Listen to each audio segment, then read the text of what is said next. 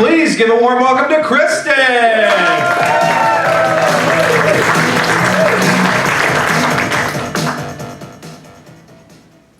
Good evening. How is everyone? So on March 1st, 2021, I stopped drinking alcohol. Now you're probably wondering, how did this all get started? Well, I'm going to take you on a little journey. When did I first get my first exposure to alcohol? That would be when I was 15 years old. So when I was 15 years old, I did what a lot of people in this room, I bet, have done before. Told my parents that I was going to sleep over at a friend's house when really I was going to a house party. A house party with no parents. But if you're a 15-year-old and you want to have fun, you need to have alcohol for the party. So you got to take the 40-ouncer of vodka from your parents' alcohol stash. Yes, I did. So I get to the house party. I'm having lots of fun. I start with the orange juice and the vodka. And then after I've had a lot of the orange juice and vodka, I moved to just having the shots of the vodka. It was going pretty good. I was having a lot of fun until I crossed the line and it started to become a little bit too much when people started to see me on the ground pretending that I was a centipede, and I told everybody that they should join me. I told them, do you know how much fun it is to be a snake? It's lots of fun. Get on the ground with me, people. Let's go be a snake. Let's be snakes together. Luckily, there were some friends at the party who were older and wiser, and they realized, I think Kristen has had way too much alcohol. So they got me in the car and they brought me to the hospital. Things were all going well until they said, well, we need her health card. Do you have her health card? No, we don't have her health card. So they had to call my parents. And my parents made their way to the hospital. Can we say embarrassing? But don't worry, don't feel bad. I was so intoxicated. I didn't remember any of it. I just found out the next day when people told me that my stomach had been pumped because I had alcohol poisoning. And then my dad, because I was such a mess and couldn't really walk, was carrying me over his shoulder and I puked all over him. I was on his shoulder and I puked all over him. So the good news is that was some very good learning for me. The next 2 or 3, 4 years, there wasn't as much alcohol in my world. But then I turned 19. 19 is a whole new world because it's legal. You're allowed to have as much alcohol as you want. There are bars, there are clubs, there are frat parties, there are house parties. You can go wherever you want and drink lots of alcohol. And guess what I did? I had a lot of alcohol and had lots of fun. And you know, I would consider those some really fun years in my 20s. There was a lot of partying happening. I do remember times when I was at the top of bars and doing lots of dancing and getting everybody else having lots of fun with a lot of encouragement. Now, when I moved into my 30s, things changed a little bit because I didn't really have time to go to clubs anymore. It started to move to house parties.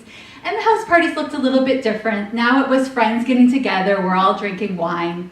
And then it's going to all-inclusive holidays where you can also drink as much alcohol as you want. And there's this other world that came about. I was a mom, and guess what? There's a whole world out there that loves to encourage for moms to have wine. What time is it? It's wine o'clock. It must be midnight. It must be 12 o'clock somewhere in the world. Have wine. Oh, you're a working mom. You work really, really, really hard. Drink as much wine as you want. Don't have 1 glass, have 2 glass, have 3 glass. You have earned the right. You have all these responsibilities as a mom. So as I started to move into my 40s, I was getting a bit more introspective.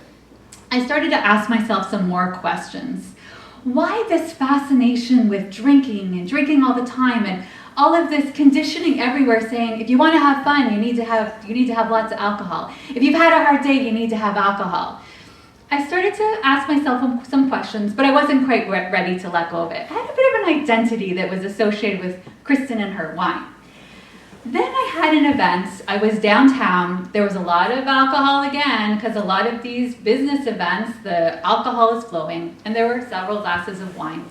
I then took the train home, and I passed out on the train, and I missed my stop, had to get to the end of the train, somehow figure out how to get on a bus, got that bus back to the stop, and then I got in my car, and I drove home. But the next morning, I had a hangover. And then I asked myself, how can I have a hangover if I was driving the night before?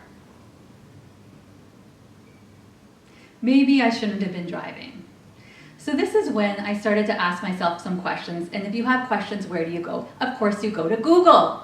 So I went to Google and I said, how do you know when you have an unhealthy relationship with alcohol? Still not ready to let go of that identity of someone who likes to have wine, because that's how you have fun, that's how you party. But then, in January 2021, my husband was diagnosed with cancer. Now, luckily, it was a very treatable form of cancer, but I still knew there was going to be a very intense journey for him with radiation, with chemotherapy. And, you know, if anyone who knows me well would know that I have a very strong inner cheerleader. If there's crisis mode, I can handle this, I can do this. But now, all of a sudden, a different voice showed up. It was a loud voice. It was a wise voice. And the voice said, Kristen, I think it's time for you to quit alcohol. I don't think you need alcohol anymore. I think that you can feel your feelings, that you can get through anything that you need to get through, and that you've got this. And I did. Like that, I decided, okay, alcohol's gone, I'm saying goodbye. And that was over 2.5 years ago. And it was the best decision I ever made. And I've never felt as connected as I do now to my mind, my body, and my soul. And I'm curious for you, for everyone in this room. What's the change that you've been avoiding? What's that change that you're ready to make? Because maybe the time is now. Thank you.